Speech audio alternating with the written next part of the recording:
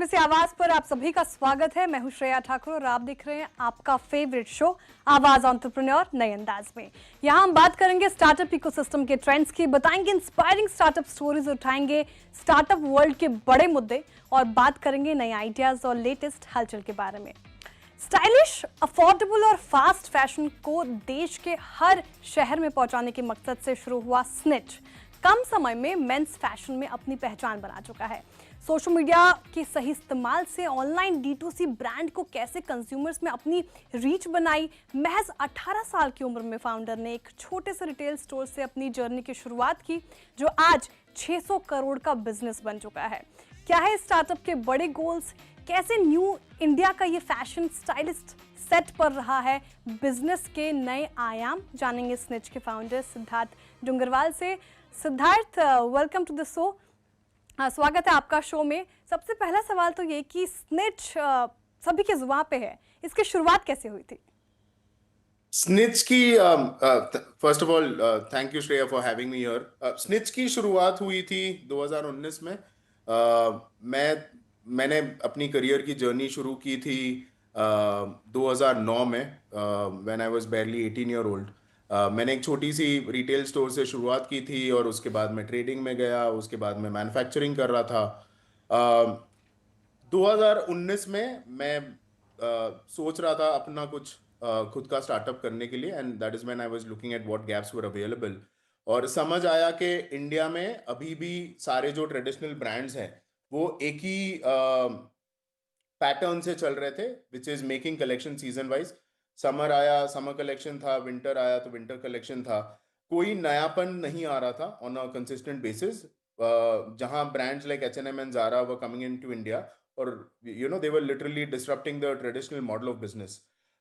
तभी मुझे लगा कि इंडियन ब्रांड्स क्यों नहीं कर रहे हैं। आई मीन इंडियन मैन्युफैक्चरर्स हमेशा से दुनिया के सारे टॉप ब्रांड्स के लिए मैन्युफैक्चरिंग कर रहे हैं, बट कोई भी एक सिंगल ब्रांड इंडिया से नहीं आया जो एक ग्लोबल एस्पिरेशन ले आए। उसी से शुरुआत हुई थी 2019 में स्निच की। शुरुआत में we were only a B2B brand, जहां हम products on the label Snitch बनाते थे और सारे मल्टी ब्रांड आउटलेट रिटेलर्स को डिस्ट्रीब्यूट करते थे। वहां पे हमने एक बहुत ही स्ट्रॉन्ग B2B ब्रांड डिफरेंशिएटर थे। लाया। जब आप B2B ब्रांड थे, बिजनेस टू बिजनेस करते थे, तब भी आप मेन फैशन को ही केटर करते थे? उस वक्त भी आपका गोल, टारगेटेड ऑडियंस मेन फैशन ही था? हाँ मेन हाँ, फैशन वही ही क्यों था। चुना, उसके बाद हम आपकी जर्नी को और समझेंगे, लेकिन सवाल ये कि मेन फैशन ही क्यों, विमेन फैशन नहीं, किड फैशन नहीं, मेन मेन कैसे आपके दिमाग में आया? तो दो तीन चीजें थी। एक, अगर आप सारा अपैरल का स्पेक्ट्रम देखोगे, भले वो इंटरनेशनल ब्रांड्स हो या डोमेस्टिक ब्रांड्स हो, लाइफस्टाइल बिजनेसेस में सभी का बिजनेस शेयर जो था वो 65% वुमेन था, 25% मेन था और 5 से 10% किड्स था। तो एक कोई सिंगल ब्रांड नहीं था who was only focusing on men, right. Second, अगर आप मेन के ट्रेट्स समझोगे तो when it comes to brands, men are more loyal, right.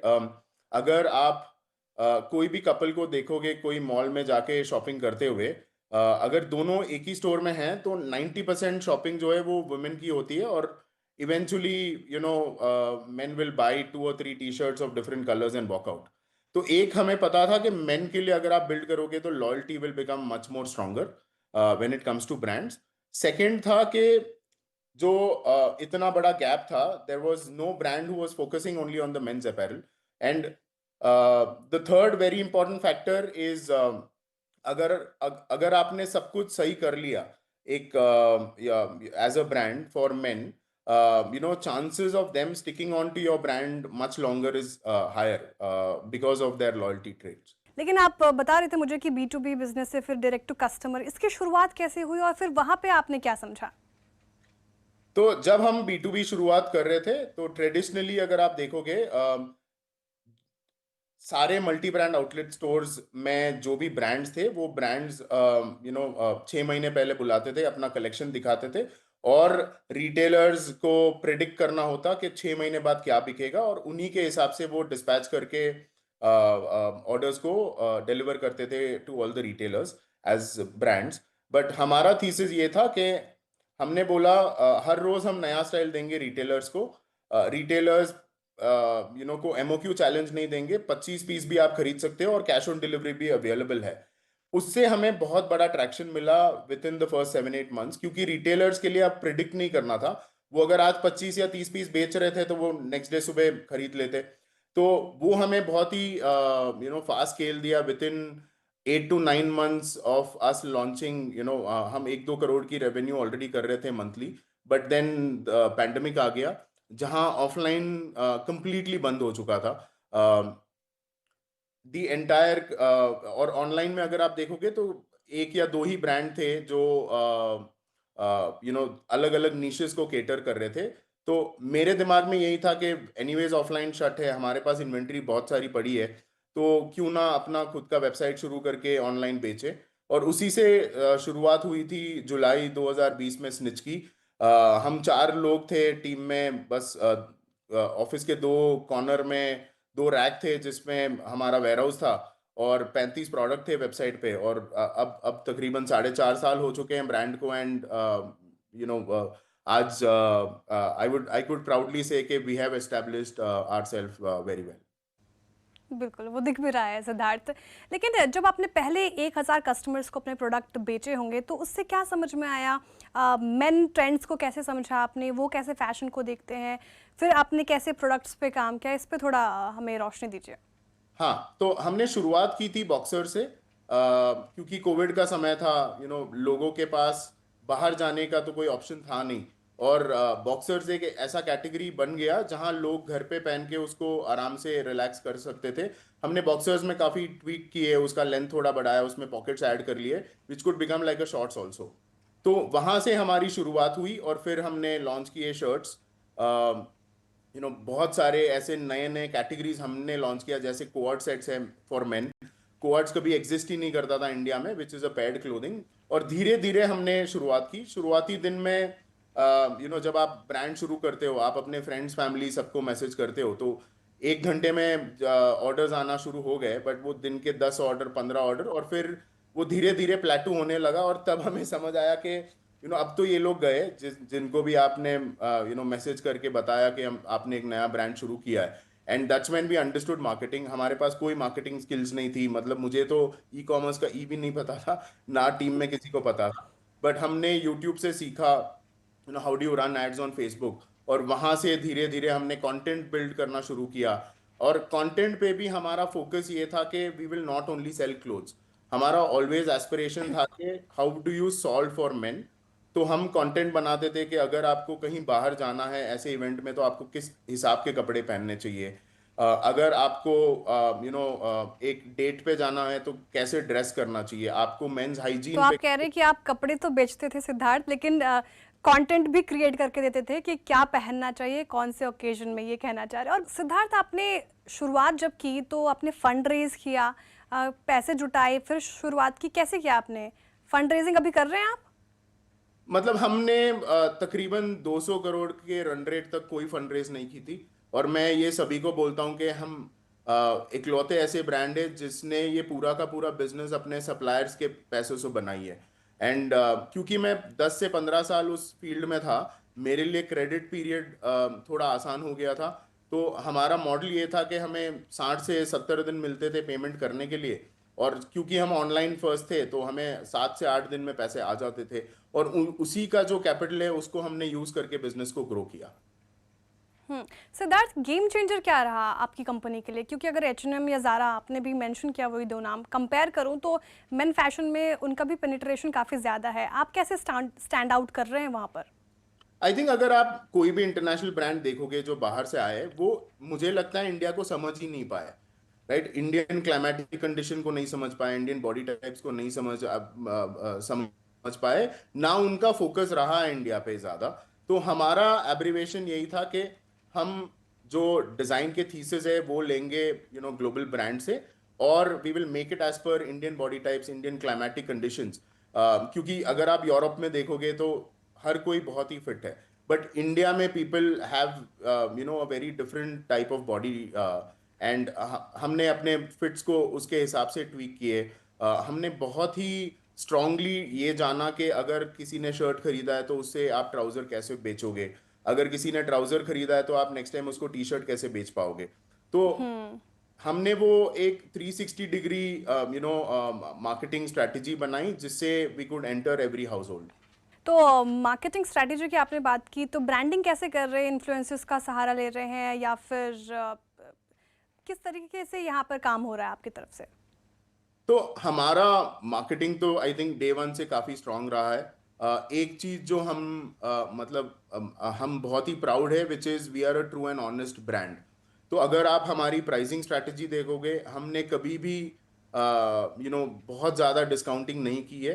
अगर आप ट्रेडिशनली सारे ब्रांड्स देखोगे तो उनकी जो प्राइसिंग स्ट्रैटेजी थी वो डिस्काउंट के बेसिस पे होती थी। सब ब्रांड्स को पता था कि मेरा 30% माल फुल प्राइस में बिकेगा, 30% माल 20 से 25% डिस्काउंट में बिकेगा, और जो बचा हुआ 50% है वो तो मतलब 50 या 70% डिस्काउंट में ही बिकेगा। और उसी के हिसाब से वो उनके प्राइसिंग रख रहे थे। हमें लगा कि क्योंकि हम ऑनलाइन फर्स्ट है, हमारे एमओक्यूज बहुत छोटे हैं, तो हम एक ट्रू एंड ऑनेस्ट प्राइसिंग करेंगे और हम डिस्काउंट को ज़्यादा महत्व नहीं देंगे। तो अगर आप हमारा पूरा डिस्काउंटिंग जर्नी पे देखोगे, 10 से 12% हमारा एनुअल डिस्काउंटिंग होता है। तो वो हो गया, एक एक स्ट्रैटेजी हो गया कि आप कंटेंट में ही ये बताओगे कि आप एक true and honest pricing brand हो। सेकंड, जहां हमने गलती की वहां हमने कंज्यूमर को रीच आउट किया ऑनेस्टली और बोला ये हमसे गलती हुई है, एंड ये हमने फिक्स कर लिया है, भले वो कोई रिटर्न एक्सपीरियंस हो, कोई प्रोडक्ट क्वालिटी इशू हो। क्योंकि एक ब्रांड को कम से कम 4 से 5 साल लगते हैं सीख के मिस्टेक से उसको बेटर करने के लिए। थर्ड आ गया इन्फ्लुएंसर्स। हम तकरीबन 500 से 1000 कंटेंट बनाते हैं डिफरेंट डिफरेंट इन्फ्लुएंसर्स से। अब हमने पूरा टेकी बना दिया which is a Snitch squad, जिसे हम बुलाते हैं, which is a creator program, जहाँ पे anyone who has a following of 1000+ can enrol himself. वहाँ पे डिफरेंट डिफरेंट गिग्स होंगे। जैसे अगर मैं बोलता हूँ कि हमने दिल्ली लाजपत नगर में एक स्टोर खोला है, वहाँ पे आपको जाना है और आपको इस हिसाब से कंटेंट बनाना है, और जैसे ही आप अपलोड करोगे आपको पैसा मिलना शुरू हो जाता है। तो वहाँ हमारा जो स्केल ऑफ कंटेंट है वो ऑलमोस्ट 5x हो गया। अच्छा सिद्धार्थ, इसका अंदाज़ा दीजिए मुझे कि आप डिज़ाइनिंग कैसे करते हैं? क्या आपकी कोई डिज़ाइनिंग टीम है या फिर टेक्नोलॉजी का सहारा लेते हैं या फिर खुद ही डिज़ाइन करते हैं? तो शुरुआती दिन में मैं खुद ही करता था और फिर हमने टीम बिल्ड करना शुरू की। बट एक चीज जो मैंने सीखा है 10-12 साल उस स्पेस में रह के कि अगर आप कोई भी फास्ट फैशन को डिजाइन डिपेंडेबिलिटी बना रहे हो तो वो स्केलेबल नहीं हो सकता है। आपको यहाँ पे वेंडर का हेल्प लेना है, क्योंकि वेंडर मार्केट में है, उसे पता है नया क्या आने वाला है, कब आने वाला है। तो वेंडर्स हमें बहुत सारे नए इनपुट्स देते थे। हमारा काम था उन्हें डेटा देना कि क्या बिक रहा है, कौन से कलर्स बिक रहे हैं, अगर चेक्स है तो वो कितने इंच का चेक्स बिक रहा है। और उसी से हमने डेटा मशीन बनाई। आज हमने एक स्क्रैपिंग टूल बनाया है जो ग्लोबल ब्रांड्स को स्टडी कर सकता है, जो एक गूगल में कीवर्ड्स क्या ट्रेंड कर रहे हैं उन्हें सर्च करता है और एक बहुत ही क्यूरेटेड सा कलेक्शन बना के देता है कि as per the data this is the nearest hit list that you can produce. अच्छा, सिद्धार्थ ये बताइए कि रेवेन्यू क्या जनरेट कर रही है कंपनी अभी फिलहाल? आई थिंक हमने पहले साल किया था 11 करोड़, फिर हमने किया था 44 crore. Third year we did 110 crore, fourth year we did 250 crore. Last year भी अभी तक ऑडिटेड नंबर्स नहीं आए, but I am sure we have crossed 500 crore, और करंट एआरआर जो है हमारा वो तकरीबन 700 करोड़ है। Oh, such a interesting number, Siddharth, indeed. Future planning का क्या सोच रहे हैं आप? मेंस कैटेगरी में ही रहना है आपको या फिर कोई और कैटेगरी भी एक्सप्लोर करना चाहते हैं? ग्लोबल एक्सपेंशन का सोच रहे हैं? ऑफलाइन प्रेजेंस, क्या स्ट्रैटेजी? तो मैं ये हमेशा बोलते रहता हूँ कि मुझे 17 साल लगे ये समझने के लिए कि क्या नहीं करना चाहिए। तो तो हमारा फोकस जो अभी है वो सिर्फ मेंस अपैरल पे है। ऐसा नहीं है कि हम विमेन नहीं करेंगे, बट आई थिंक हमारे लिए बहुत सारा हेडरूम बचा है मेन में। हमने ऑफलाइन की शुरुआत की तकरीबन 18 महीने पहले।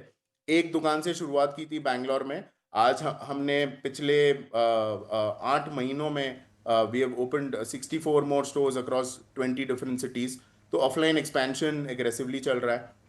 थर्ड हो गया ओमनी एंड क्विक कॉम, जिससे हम कस्टमर को एक बहुत ही स्नैपी एक्सपीरियंस दे सकते हैं। समझ लीजिए आप बॉम्बे बैंड्रा में हो और आप अपना फ़ोन खोलते हो और आपको नियरेस्ट स्टोर की सारी कलेक्शन दिख जाए which can be delivered to your doorstep in 60 minutes.